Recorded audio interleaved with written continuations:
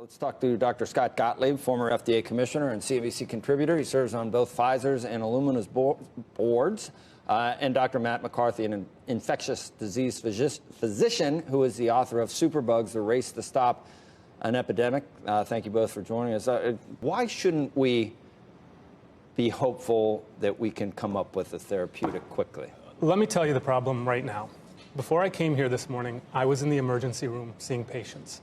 I still do not have a rapid diagnostic test available to me. Well, that's easy to do, is it not? Is it hard to manufacture? It is easy to do for some countries. What happened in the United States is that the CDC created a test, messed up a reagent, sent a test out to 50 states, and then said, "Oh, hold up, don't use it. Let us fix it." How quickly it's can now we get March. on track now, Matt? We hear that it's coming very soon, but I'm here to tell you right now, at one of the busiest hospitals in the country, I don't have it at my fingertips. I still have to call the Department of Health. I still have to make my case, plead to test people. This is not good. We know that there are 88 cases in the United States. There are going to be hundreds by middle of the week. There's going to be thousands by next week. So and this is a testing issue. What do you do with people in the emergency room if you can't test them?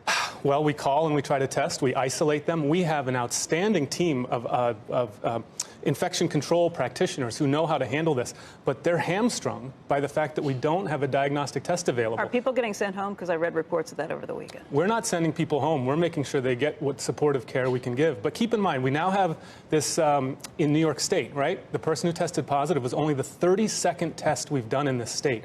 That is a national scandal.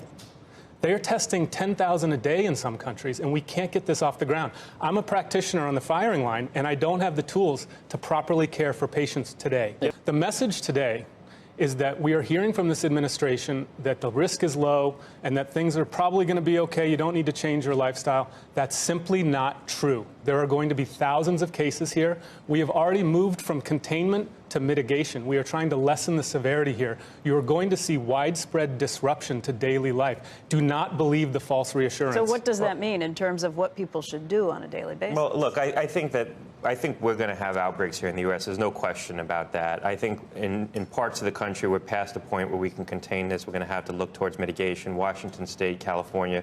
It doesn't need to become epidemic here in the United States. We have a much more advanced healthcare system. We have better infection control procedures in hospitals. I think we have the capacity to do that. I agree. We need to start taking more aggressive steps right now to make sure that this doesn't become epidemic. So we don't look like Wuhan. If we're talking about mortality rate, I see numbers like 1% to 2% thrown around. I don't believe that. The modeling we're using data out of Korea. We think that's the best And what approach. is that? 0.2, 0.4%. So that's twice as bad as a seasonal Correct. flu? So a very bad flu season. Keep in mind, flu kills 25 to 69,000 Americans. So a very bad flu season. The panic that has been caused already and the economic effects are already much more than twice the mortality rate of the flu. We're at 10 times the mortality rate of the flu. What do you make of the Diamond Princess? Because I know that's not a typical population, but the case fatality rate there is going to be above 1% probably when that settles Absolutely. down. And, you know, if you're an 80-year-old... Is that because it's an older population? So, right. So if you're an 80-year-old on a cruise ship, you're in trouble. I mean, the case fatality rate's over 10%. We're seeing for ages 1 to 9 exceedingly low. Japan has taken some pretty extreme measures, like closing schools. Is that?